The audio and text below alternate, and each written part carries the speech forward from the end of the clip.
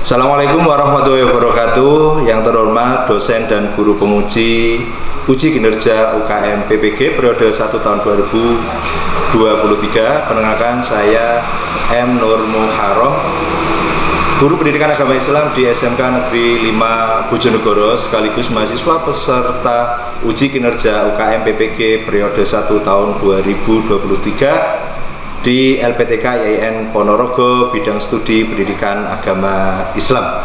Pada hari ini, Kamis 12 Januari 2023, saya akan melaksanakan kegiatan praktek pembelajaran untuk memenuhi uji kinerja UKM PPG periode 1 tahun 2023 dengan mata pelajaran pendidikan agama Islam di kelas 11 TPM 1 pada materi hormat kepada guru dan orang tua. Berikut video uji kinerja saya. Demikian kami sampaikan, kurang lebihnya mohon maaf. Assalamualaikum warahmatullahi wabarakatuh. Assalamualaikum warahmatullahi wabarakatuh. Alhamdulillah beralamin, anak-anak, hari ini kita ketemu lagi untuk mata pelajaran pendidikan agama Islam dan budi pekerti. Sebelum pelajaran kita mulai, mohon untuk berdoa dulu dengan harapan semoga pelajaran ini berjalan dengan lancar dan ilmu yang kita dapat bisa benar-benar kita terapkan pada kehidupan kita sehari-hari. Untuk ketua kelas bisa mungkin doa dulu. Siap, gerak. Doa mulai.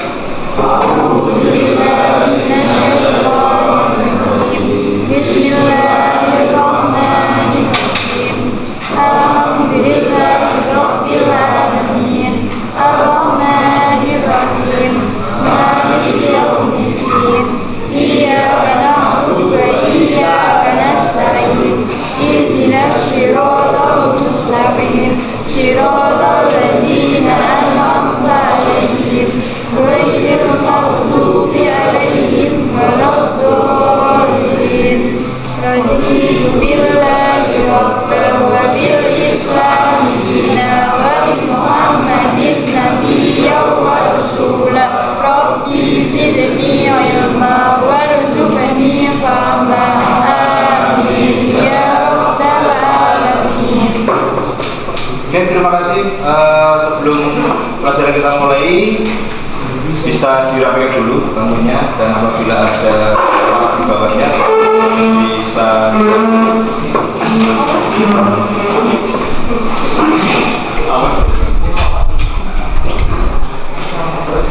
oke, semuanya sudah bersih ya. Nah, untuk pelajaran hari ini, yaitu temanya adalah hormat dan patuh kepada orang tua dan guru. Nah, pada semester genap kali ini, anak-anak, kalau kita sebelumnya kita belajar terkait pengurusan jenazah, kemarin banyak yang tanya terkait pengurusan jenazah. Ada yang masih ingat kemarin pertanyaannya apa saja kemarin? Yang masih ingat bisa kan masuk pas kemarin? Nah, kemarin ada juga yang tanya, kenapa harus dikubur? Kenapa nggak dibungkus saya, Pak? Kenapa nggak dibakar? Kalau dikubur kan juga menghabiskan lah. Nah, jawabannya adalah karena manusia berangkatnya memang dari tanah. Terus ada lagi kemarin, kenapa kalau cowok itu 3 lapis, kenapa kalau cewek 5 lapis untuk kain kafannya?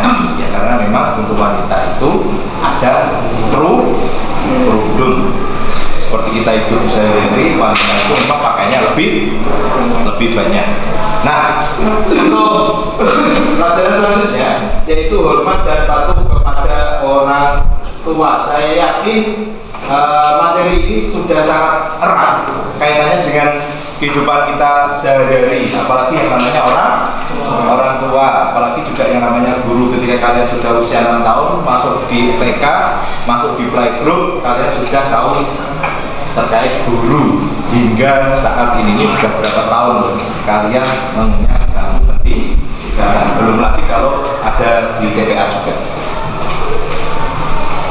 Kompetensi dasar ya yang akan kita capai pada pelajaran kali ini, yaitu yang pertama 1.6 meyakini bahwa hormat dan patuh kepada orang tua dan guru itu sebagai kewajiban agama. Selain itu tentu sebagai manusia normal secara lahiriah ya, kalau yang namanya orang tua itu sepatutnya kita hormati dan kita bahagiakan.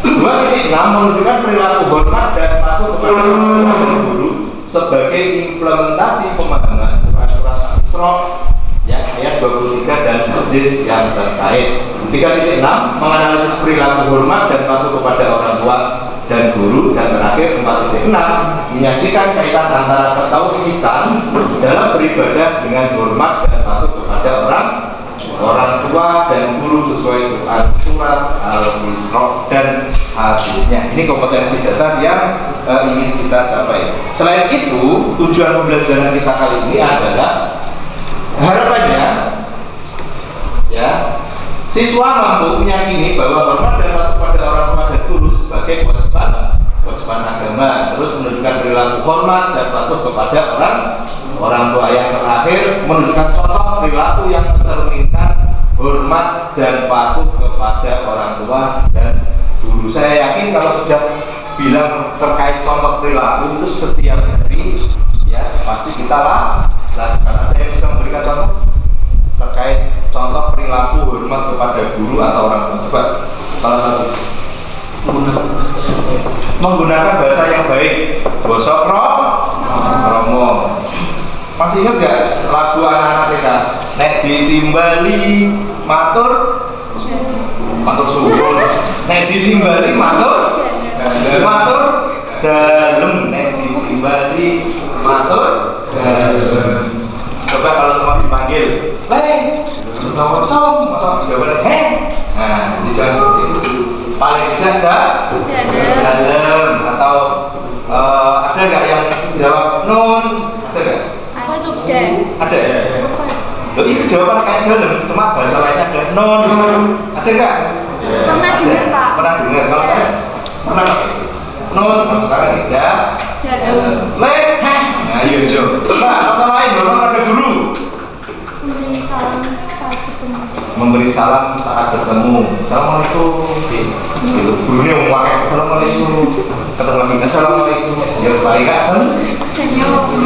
Salam. Nah, kalau salaman ingat bihi, hidung, jangan pipi.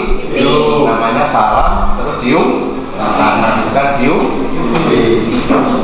Bukan nempel di pipi ya. Mana cium tangan?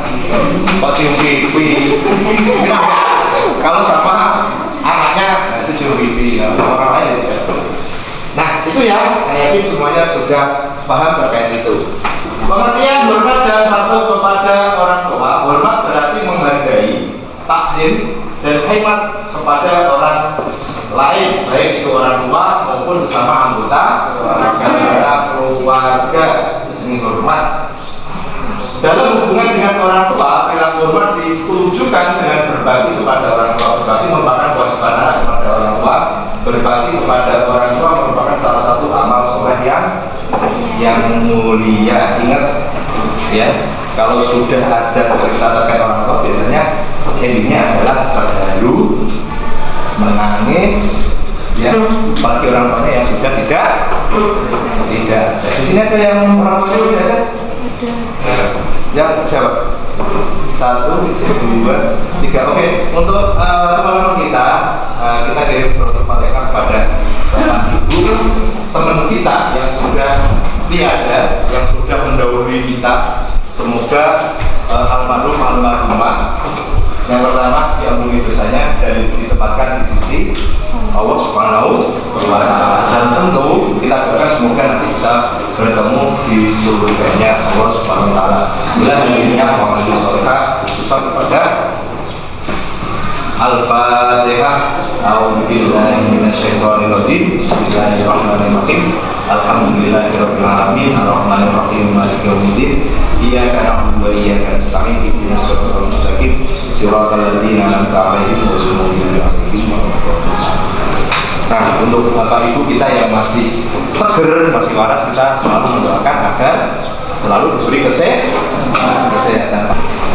Tadi kalau orang tua, kalau sekarang guru merupakan bapak rohani bagi seorang murid. Gurulah yang memberikan satu tapan jiwa dengan ilmu, memberikan akhlak dan bimbingan kepada muridnya. Maka menghormati guru berarti penghargaan terhadap anak-anak kita. Dengan guru itulah mereka hidup dan berkembang. Salah satu cara menghormati guru siji, kalau ketemu guru sebisa mungkin yo anduk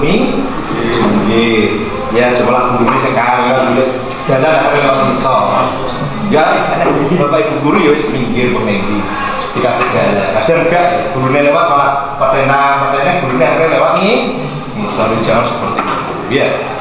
Itu sangat sederhana. Kalau kalian lihat videonya anak bodoh tahu betul juga, tapi nggak harus seperti itu juga ya, tapi paling tidak ada sedikit aja yang nilai yang bisa kita ambil. Bapak ibu guru ya kontennya tetap deh. Bapak ibu guru masuk ya kontennya tetap deh, dan podo siap tunggu kak HP sing netan HP nan juga masuk ya. Pakai apa ya nggak masalah, yang sudah ya nggak masalah, yang penting besok harus lebih baik.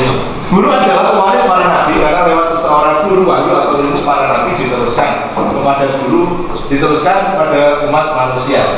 Imam Al-Ghazali mengkhususkan seorang guru dengan sifat-sifat kesucian, kehormatan dan penempatan guru langsung sudah berdasarkan para nabi. Apakah cuma guru agama Pak? Enggak, semua guru. Pokoknya orang yang memberikan kalian itu pengetahuan, dirimu ilmu itu disebut guru.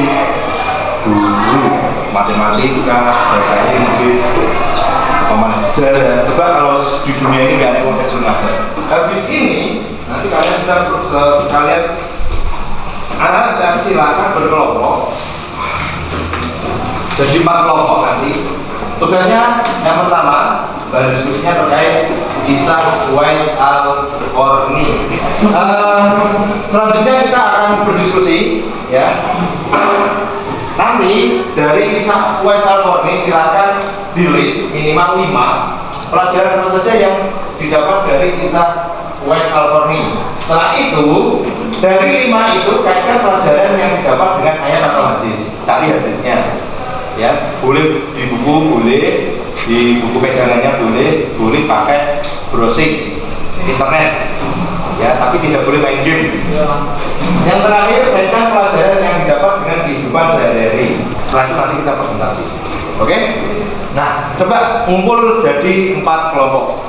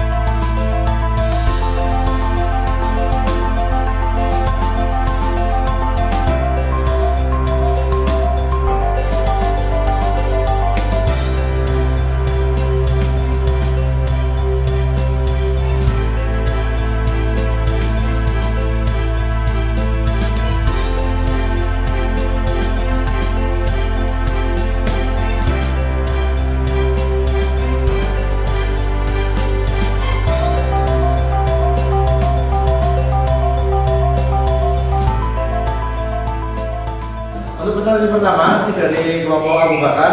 Nanti yang lainnya bisa mengkritisi dan juga bisa memberikan masukan apabila ada sesuatu yang kurang pas. Ya, boleh memberi saran, boleh memberi masukan ataupun bertanya. Nanti kita berikannya seperti itu.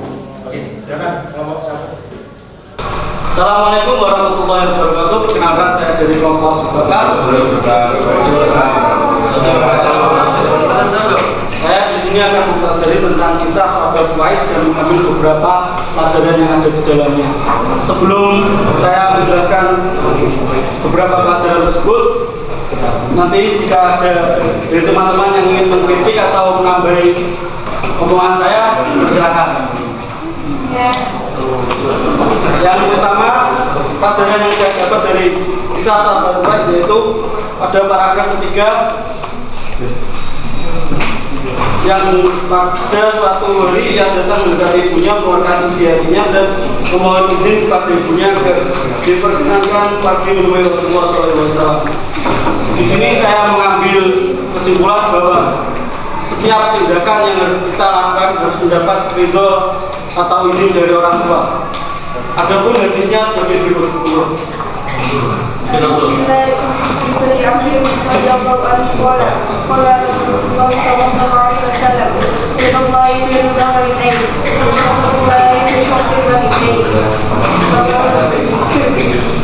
Pelajaran yang kita dapat dari hadis tersebut adalah ridho Allah itu tergantung ridho orang tua. Jadi setiap kita melakukan tindakan apapun, sebaiknya kita memohon izin kepada orang tua.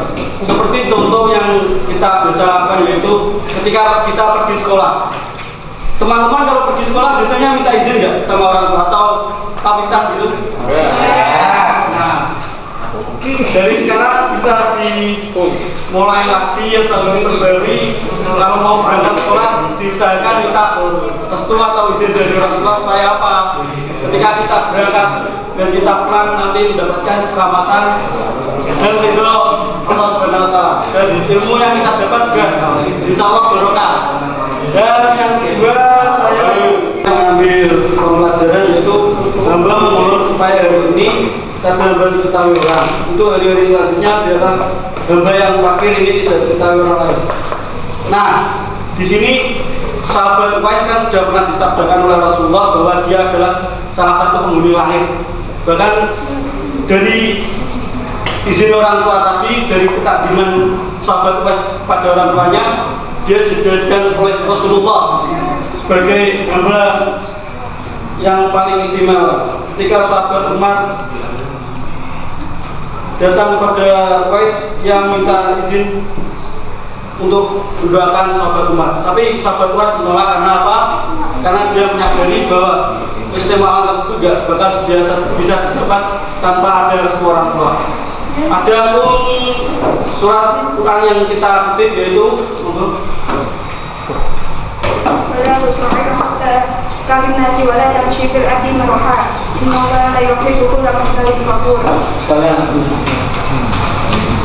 Artinya, beliau tidak menyukai orang yang sombong itu menundukkan diri. Nah, di sini kita belajarannya adalah tentang kesombongan. Sifat sombong adalah salah satu sifat yang dimiliki oleh setan. Ya, semua manusia pasti memiliki sifat sombong. Pasti, saya pun seperti itu. Tapi ya kita sama-sama belajar bahwa sifat sombong bukanlah sifat yang baik. Jadi setinggi apapun ilmu kalian, setinggi apapun pengetahuan kalian, tetaplah jadi orang yang rendah hati. Kita jadi orang yang seperti padi. Dia berisi, tapi dia tetap menunduk. Sekian dari kami. Assalamualaikum warahmatullahi wabarakatuh. Waalaikumsalam. Ada pertanyaan? Gak ada? Ada. Kalau nggak ada, kita beri aplaus untuk kelompok 1. Oke. Assalamualaikum warahmatullahi wabarakatuh. Kita dari kelompok Umar ingin sedikit mengambil pelajaran dari kisah Uwais Al-Qarni. Para pertama yaitu pada zaman Nabi Muhammad SAW ada seorang pemuda bernama Uwais Al-Qarni. Ia tinggal di negeri Yaman. Ia seorang fakir dan yatim. Ia hidup bersama ibunya yang lumpuh dan buta. Uwais Al-Qarni bekerja sebagai pengembala domba. Hasil usahanya hanya cukup untuk makan ibunya. Bila ada kelebihan, terkadang ia pergunakan untuk membantu tetangganya yang hidup miskin. Uwais Al-Qarni dikenal anak yang taat ibadah dan patuh pada ibunya. Ia sering kali puasa.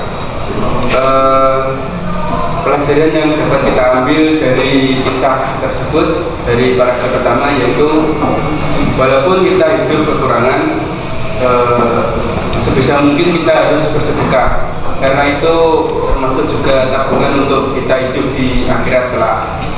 Dan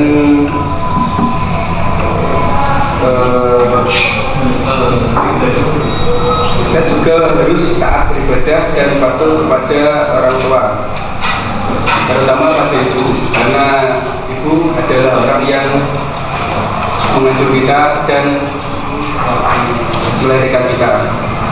Untuk karakter pertama, hadisnya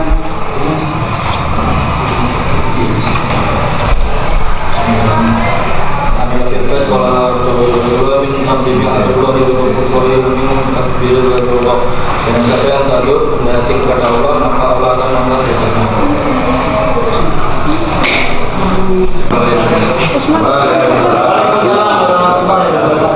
Oke, untuk yang lain ada yang ditanyakan ya? Untuk kelompok 2 sangat simpel. Kalau tidak ada, kita beri aplaus untuk kelompok kedua. Oke, silakan duduk. Selanjutnya kelompok ketiga, kelompok terakhir. Assalamualaikum warahmatullahi wabarakatuh.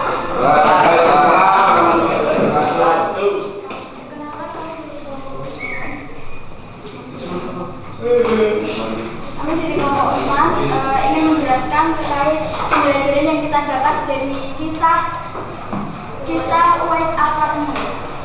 Jadi langsung saja pembelajaran yang pertama yang kelompok kami dapatkan, yaitu seorang hamba yang mencintai sepenuh hidupnya, maka Allah mengharapkan jasadnya di neraka.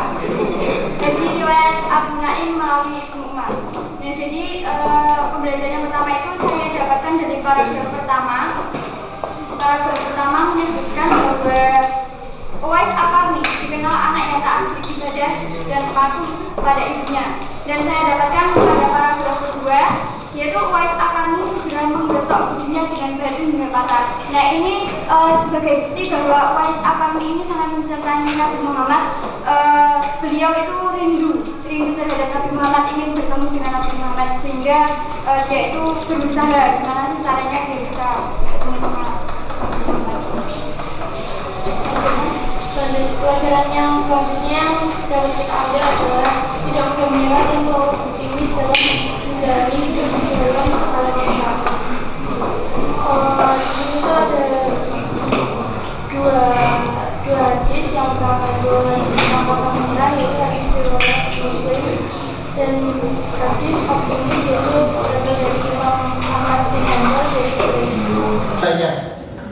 Cara mengungkapkan rasa kecintaan kita pada Rasulullah SAW selain yang tadi. Yaitu cara menunjukkan kecintaan kita terhadap Nabi Muhammad, yaitu membiasakan melaksanakan ibadah sunnah dan tentunya tetap melaksanakan ibadah wajib dengan penuh. Contoh ibadah sunnah seperti puasa Senin, Kamis. Oke, cukup semuanya? Kalau cukup, kita beri aplaus untuk kelompok 3. Oke, terima kasih. Silakan duduk.